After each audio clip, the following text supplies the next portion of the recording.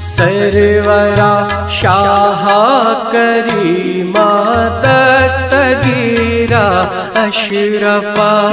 بسم اللہ الرحمن الرحیم. نحمده ونصلی ونسلم علی رسولہ الکریم علیہ التحیۃ والتسلیم وآلہ الطیبین الطاہرین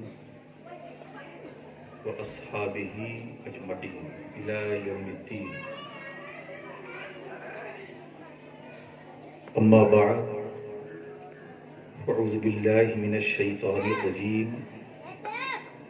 بسم اللہ الرحمن الرحیم. وَلَنَبْلُوَنَّكُمْ بِشَيْءٍ مِّنَ الْخَوْفِ وَالْجُوعِ وَنَقْصٍ مِّنَ الْأَمْوَالِ وَالْأَنفُسِ وَالثَّمَرَاتِ وَبَشِّرِ الصَّابِرِينَ الَّذِينَ إِذَا أَصَابَتْهُمْ مُصِيبَةٌ قَالُوا إِنَّا لِلَّهِ وَإِنَّا إِلَيْهِ رَاجِعُونَ. صدق اللہ العلی العظیم وصدق رسولہ النبی الامین المتین الکریم ونحن علی ذلک لمن الشاہدین والشاکرین والحمد للہ رب العالمین. بارگاہ رسالت میں درود پاک کا نذرانہ پیش کر لیں. اللہم صلی علی سیدنا مولانا محمد وعلی آل سیدنا و مولانا محمد بارک وسلم. ایک بار اور درود پاک پڑھ لیں. صلی اللہ علیہ نبی المی علیہ صلی اللہ علیہ وسلم. صلاۃ و سلام علیک یا رسول اللہ. نبی اور آل نبی پر بآواز بلند ایک مرتبہ اور ہدیہ صلاۃ پیش کریں.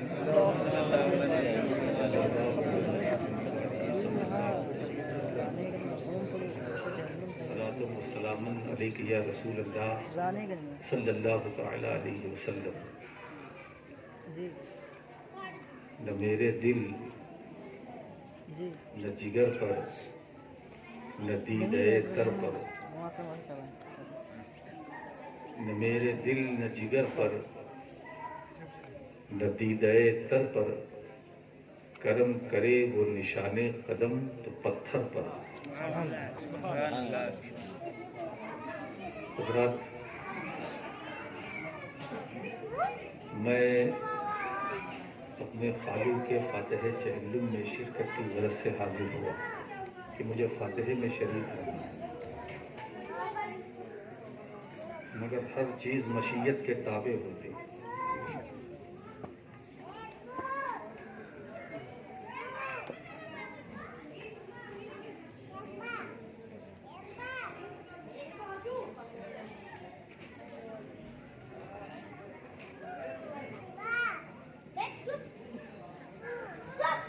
اب یہ بیان میرے حصے میں آیا جو کہ میرے حصے میں تھا نہیں.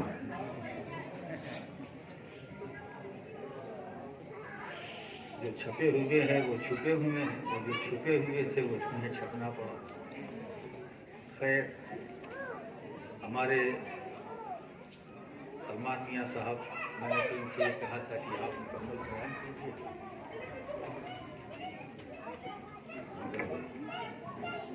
میرا خیال یہ ہے کہ ہو سکتا ہے کہ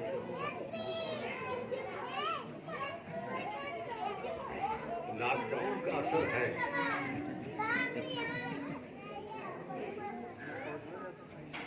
یہ ایصال ثواب کی محفل ہے اور ہم آپ سب جو یہاں حاضر ہیں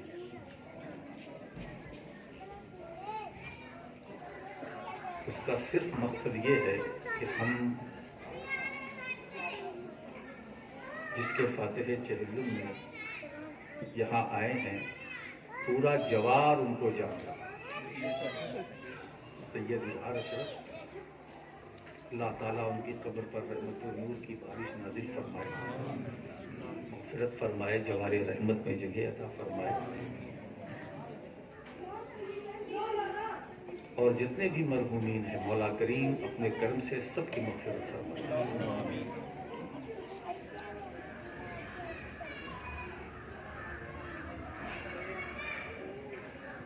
सूरत अल-बकरा की जिस आयत की तिलावत खुतबे मसनूना के बाद मैंने सआदत हासिल की थी, उसी पर थोड़ी देर आपसे कलाम करूँगा।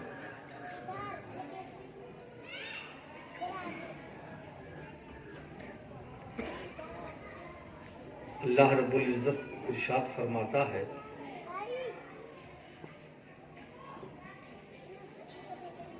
हम जरूर जरूर तुम्हें आजमाएंगे, हम तुम्हें आजमाएंगे। अल्लाह फरमा रहा है। ये दुनिया जो है आजमाइश गाह है, इसको इम्तिहान गाह है, और हम आजमाए जा रहे हैं। आजमाइशों का सिलसिला शुरू से अब तक और सुबह क़यामत तक रहेगा। हज़रात गिरामी, कामयाबी जो बंदे को मिलती है वो आजमाइश के बाद मिलती है, आजमाइश से पहले नहीं।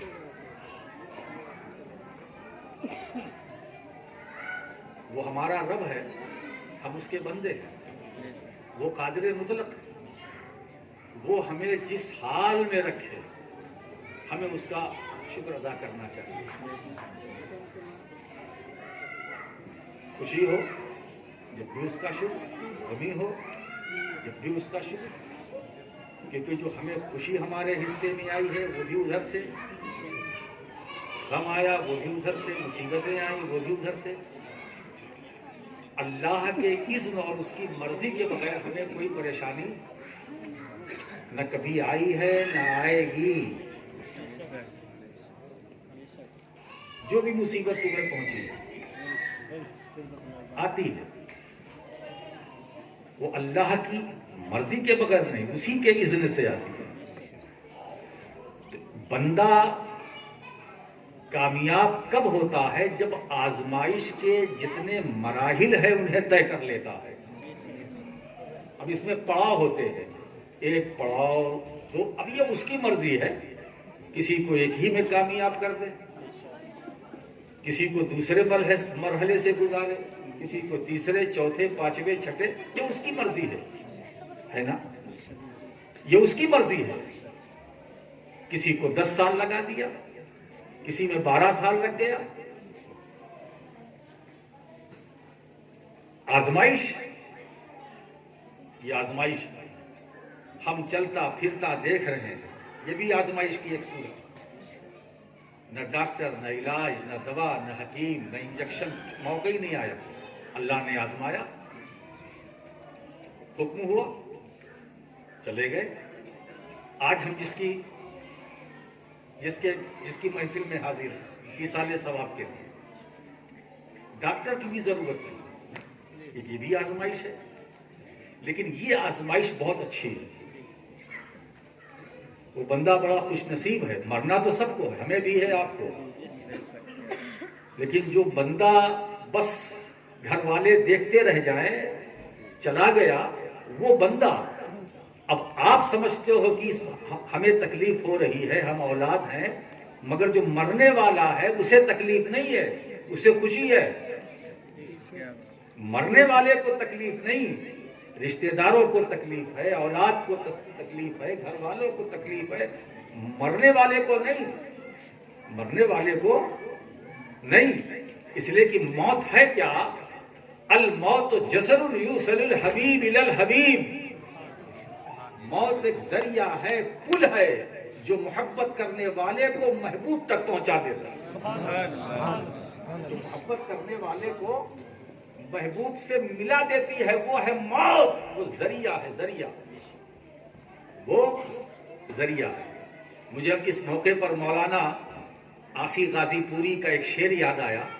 वो फरमाते हैं कि आज फूले न समाएंगे कफन में आसी, आज फूले न समाएंगे कफन में आसी, ہے شب گور بھی اس گل سے ملاقات کی رات کہ بندہ جس نبی کی زیارت اور دیدار کے لیے اس جہان میں تڑپ رہا تھا، موت نے یہ کام آسان بنا دیا۔ جو امتی نبی کی زیارت کے لیے دنیا میں بے چین تھا، موت نے کہا پریشان نہ ہو، دنیا میں تو بے چین تھا مگر میں تمہیں قبر میں لے چلتی ہوں، تو امتی ہے، ہاں نبی کی زیارت کر لے، نبی کا دیدار کرنے۔ معلوم ہوا موت مارنے نہیں آتی ہے، امتی کو نبی سے ملانے آتی ہے۔ تو یہ آزمائش کی جگہ ہے۔ ابھی آپ دیکھیے 8-9 مہینے سے کیا ہو رہا، ہم لوگ امتحان ہی دے رہے ہیں، آزمائش ہی تو ہے یہ۔ اب یہ کورونا کے نام پر آزمائش ہے، لاک ڈاؤن، یہ وہ، ماسک، اللہ اللہ کر کے کسی صورت سے یہ اترا، لیکن ایک خدشہ، خوف، 7 مہینے سے مسافہ نہ کرو، یہ نہ کرو، آپ کو تو یہ بھی آزمائش ہے، اور اس آزمائش میں ہمیں رکھا گیا ہے نا۔ اور ہم سب مل کر ویکسین ڈھونڈ رہے ہیں، یہ کب آئے گی ویکسین؟ آپ کو انتظار ہے کہ نہیں ویکسین کا؟ ارے بولو نا بھائی، انتظار ہے نا؟ یہ مادی ویکسین کا آپ انتظار کر رہے ہیں، ہم کر رہے ہیں؟ نہیں دوستو، ہمیں ویکسین کا انتظار نہیں کرنا چاہیے، اور خاص طور سے یہ سلمان میاں مادی ویکسین کا انتظار نہیں کرنا چاہیے، ہمیں تلاش کرنی چاہیے روحانی ویکسین کی، روحانی ویکسین۔ اور روحانی ویکسین ہے کیا؟ اللہ کا ذکر۔ اگر تمہارا بے چین دل ہے تو میں نہیں کہتا ہوں، خود قرآن کہتا ہے، الا بذکر اللہ تطمئن القلوب۔ اے بے چین دل والو، اگر تم بے چین دل کو اگر چین دینا چاہتے ہو، کچھ مت کرو، اپنے رب کا نام لیتے ہو، اپنے رب کو یاد کرو، اپنے مولا سے اب لو لگاؤ۔ حضرات، یہ جو آزمائش میں ہم ڈالے گئے، ہمارے لیے کتنا اچھا موقع تھا، اور ہے کہ ہم اپنے رب کی طرف رجوع کریں، ہم اپنے رب کی طرف مائل ہوں، ہے نا؟ لیکن نہیں، ان الشیطان للانسان عدو مبین، شیطان جو ہے انسان کا کھلا ہوا دشمن، وہ ہمیں پوری طاقت لگائے ہوئے کہ نہیں، رب سے غافل ہی رہو۔ یہ شیطان کا کام ہے، مگر ہمیں اپنا کام کرنا چاہیے، ہمیں اپنا کام کرتے رہنا چاہیے۔ ایک صاحب نے ایک سوال کیا کسی موقع پر، میرے دادا حضرت محدث اعظم ہند رحمۃ اللہ علیہ سے کسی نے سوال کیا، اور وہ بھی ہماری جماعت کے بڑے عالم تھے۔ انہوں نے سوال کیا کہ حضرت نماز میں پڑھتا ہوں، کھڑا ہوتا ہوں تو وسوسے بہت آتے ہیں، وسوسے بہت آتے ہیں،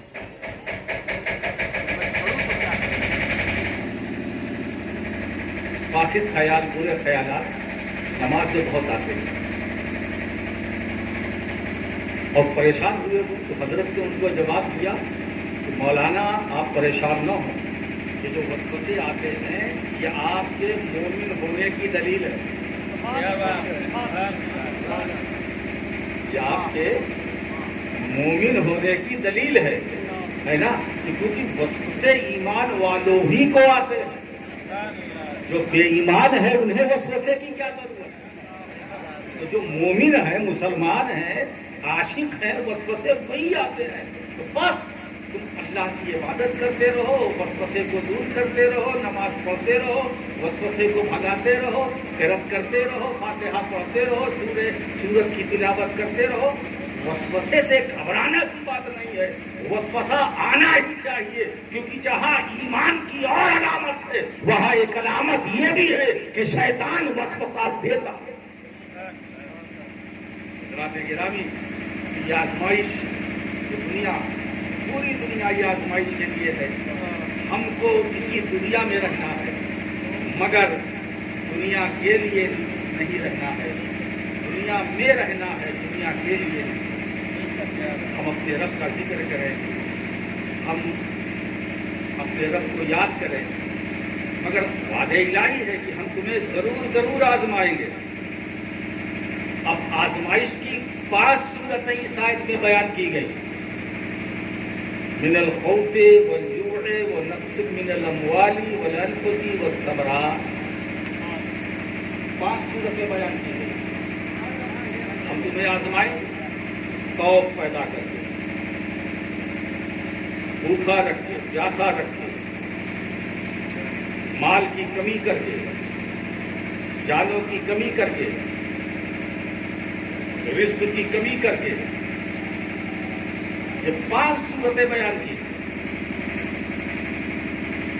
ہم تمہارے اندر خوف پیدا کریں گے، ڈرو، یہ بھی میری آزمائش کی ایک صورت ہے، میں تمہیں بھوکا رکھوں گا، یہ بھی آزمائش کی صورت ہے، پیاسا رکھوں گا، یہ بھی آزمائش ہے۔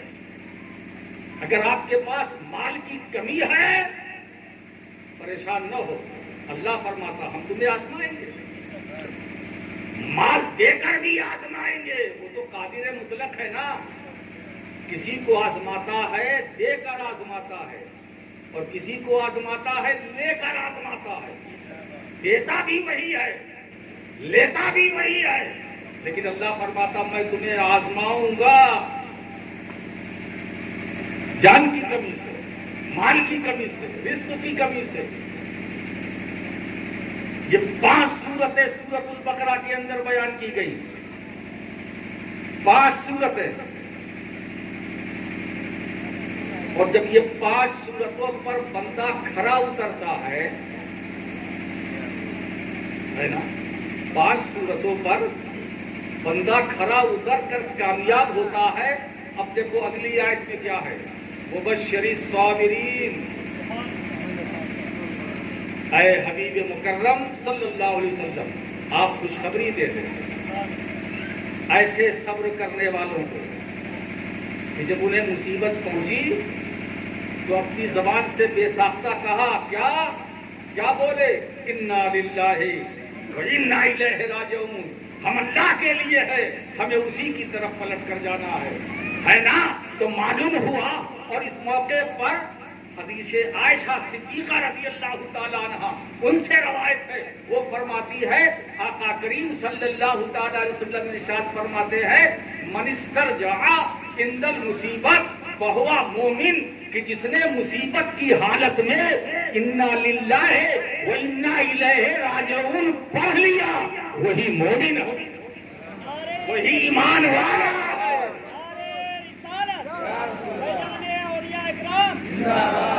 اسی کو اصطلاح، شریعت کی اصطلاح میں استرجاع کہتے ہیں۔ جب آپ کو کوئی پریشانی آئے، آپ کو کوئی مصیبت آئے تو آپ کیا پڑھیں، انا للہ و انا الیہ راجعون۔ مگر ہمارا عرف کیا بن گیا ہے کہ جب کسی کا انتقال ہوتے ہیں تبھی اس آیت کو پڑھتے ہیں، جب کوئی مرتا ہے، فوت ہوتا ہے، تبھی ہم کہتے ہیں انا للہ و انا الیہ راجعون۔ ایسا نہیں، کوئی بھی پریشانی ہو، کوئی بھی مشکل ہو، کوئی بھی آفت ہو، کوئی بھی بلا ہو، ہر وقت آپ جب بھی ایسا وقت آئے تو آپ انا للہ و انا الیہ راجعون آپ کو پڑھنا ہی چاہیے۔ میں کبھی کبھی سوچتا ہوں کہ اس آیت کو بالکل جو فوت ہونے والے ہیں انہی کے ساتھ خاص کر دیا گیا ہے، مگر مرنے والا وہ بھی مسکراتا ہوگا، یہ میرے لیے انا للہ و انا الیہ راجعون کہہ رہے ہیں، حالانکہ یہ تو میری خوشی کا وقت ہے، یہ تو میری مسرت کا دن ہے۔ آج میں اس دنیا سے اصل دنیا کی طرف جا رہا ہوں، مرنے والا خوش ہے۔ دوستو، ہم نے عرف بگاڑ کے رکھ دیا ہے کہ انا للہ و انا الیہ راجعون پڑھنا یہ صرف مرنے کے وقت یا موت ہونے والے کا سن کر کے نہیں، بلکہ کبھی بھی کوئی پریشانی آئے تو آپ اسے پڑھ سکتے ہیں۔ حضرات، تو یہ 5 صورتیں جو اس آیت کریمہ میں بیان کی گئی، ہم تمہیں آزمائیں گے، خوف کے ذریعے آزمائیں گے، من الخوف والجوع ونقص من الاموال والانفس والثمرات، یہ 5 چیزیں ہم ان کی ہر ایک سے تمہیں آزمائیں گے۔ میں آپ سے پوچھنا چاہتا ہوں، بس مختصر اور تفصیل کی طرف نہ میں جانا چاہتا ہوں، نہ آپ کو لے جانا چاہتا ہوں، مجھے بتاؤ کیا اس آسمان کے تلے اس زمین پر کے اوپر کوئی ایسا مقام ہے جہاں آزمائش و ابتلا کی پانچوں صورتیں ساتھ ہو؟ جہاں آزمائش کی پانچوں صورتیں جو قرآن نے بیان کی ہے وہ ایک ساتھ ہو کیا؟ وَلَنَبْلُوَنَّكُمْ بِشَيْءٍ مِّنَ الْخَوْفِ وَالْجُوعِ وَنَقْصٍ مِّنَ الْأَمْوَالِ وَالْأَنفُسِ وَالثَّمَرَاتِ، یہ جہاں جان کی بھی کمی ہے، مال کی بھی کمی ہے، رزق کی بھی کمی ہے، جہاں بھوک بھی ہے، جہاں پیاس بھی ہے، جہاں خوف کا ماحول بھی ہے، مجھے بتاؤ مگر خوف کس کا خوف؟ خدا کا خوف۔ مجھے بتاؤ وہ کون سی ایسی جگہ ہے، اس جگہ کا نام بتاؤ جہاں ساری پانچوں صورتیں موجود ہے۔ میں آپ کو بتا دینا چاہتا ہوں اس مقام کا نام کربلا ہے، اس جگہ کا نام کربلا ہے۔ اس آیت میں یہ 5 صورتوں کو پڑھو، تلاوت کرو، اگر اس کی عملی تفسیر دیکھنا ہے تو حسین کی بارگاہ میں چلو، میدان کربلا کا نظارہ کرو، جہاں خوف بھی ہے، جہاں بھوک بھی ہے، جہاں پیاس بھی ہے، جہاں مال کی کمی بھی ہے، جہاں اموال کی کمی بھی ہے، جہاں رزق کی کمی بھی ہے، جہاں جانوں کی کمی بھی ہے، مگر میرے دوست حسین بھوکے ہے، حسین بھوکے ہے، پیاسے ہے، زبان پر ہے انا للہ و انا الیہ راجعون، تینوں کا تیر تلوار چل رہے ہیں، حسین کی زبان پر ہے انا للہ و انا الیہ راجعون، علی اکبر شہادت پا چکے ہیں، حسین فرما رہے ہیں انا للہ و انا الیہ راجعون، علی اصغر جا چکا ہے، شہید ہو چکا ہے، حسین کہہ رہے ہیں انا للہ و انا الیہ راجعون۔ ایک ایک شہید میدان کربلا میں راہ خدا میں ہو رہے ہیں، مگر میرے آقا حسین کی زبان پر یہی ہے انا للہ و انا الیہ راجعون۔ تو ہم حسینی ہیں، ہم پر جب کبھی کوئی مصیبت آئے تو ہم سب مل کر یہی پڑھے انا للہ و انا نعرے تکبیر، نعرے رسالت، جشن عید میلاد النبی، فیضان مخدوم سمنا، نعرے تکبیر، نعرے رسالت۔ میں تو اپنی تفصیل کے لیے بیٹھا بھی نہیں تھا، مجھ سے سلمان میاں صاحب نے کہا تھا دعائیہ کلمات، تو دعائیہ کلمات بس یہی ہے چلتے چلتے مولا کریم آپ کو سب کو سلامت رکھے اور آل مرحوم سید اظہار اشرف گیلانی ان کی مغفرت فرمائے اور ان کو جوار رحمت کی جگہ عطا فرمائے، اور ہمارے سامنے جو مشکلات کو مولا کریم اپنے حبیب کے صدقے میں اسے دور فرمائے۔ وہ آخر دعوانا ان الحمد للہ رب العالمین۔ السلام علیکم ورحمۃ اللہ۔